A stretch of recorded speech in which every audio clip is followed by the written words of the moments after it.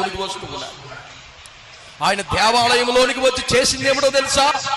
రోమియోలకు వ్యతిరేకంగా యుద్ధం చేయలేదు, కానీ సంఘాన్ని కడిగాడు. హల్లెలూయా. He cleansed the temple. దేవుడు మందిరమును శుభ్రం చేశాడు. అమ్ముకునేటువంటి దోపిడీదారులందరూ దేవుడి కడవరి దినాల్లో ఆయన రాజుగా మరలా ఆయన తిరిగి రాబోతూ ఉన్నాడు. వచ్చేటువంటి సమయంలో ఆయన చేస్తున్నటువంటి పని ఏమిటో తెలుసా?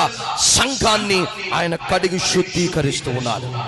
శ్రమల ద్వారా కడుగుతున్నాడు, మరణాల ద్వారా కడుగుతూ ఉన్నాడు, వాక్యము ద్వారా కడుగుతూ ఉన్నాడు.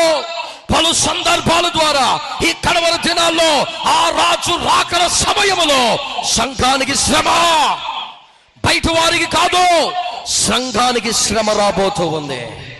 ఈ శ్రమలో సంఘము శుద్ధి చేయబడాలి, సంఘము కడిగివేయబడాలి.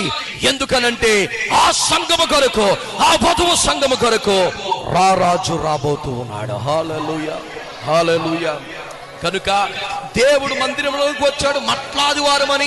ఆ మట్లాదివారముడు జ్ఞాపకం చేసుకుంటూ నువ్వు అక్కడే ఆగిపోకు. వీధులంట కొమ్ములు పట్టుకొని ఆకులు పట్టుకుని తిరిగినంత మాత్రాన్న రాజు నిన్ను చేర్చుకోడు.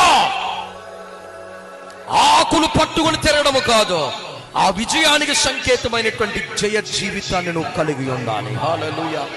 విజయ వీరుడుగా నీవు ఉండాలి.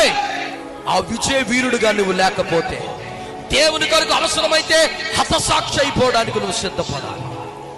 లేకపోతే ఆ రాజు నుంచి ఆకులు ఈత మట్టలు పట్టుకున్నంత మాత్రాన పరలోకం వెళ్ళిపోయేటట్టయితే ప్రతిరోజు పట్టుకుంటాను నేను ఈత చెట్లు.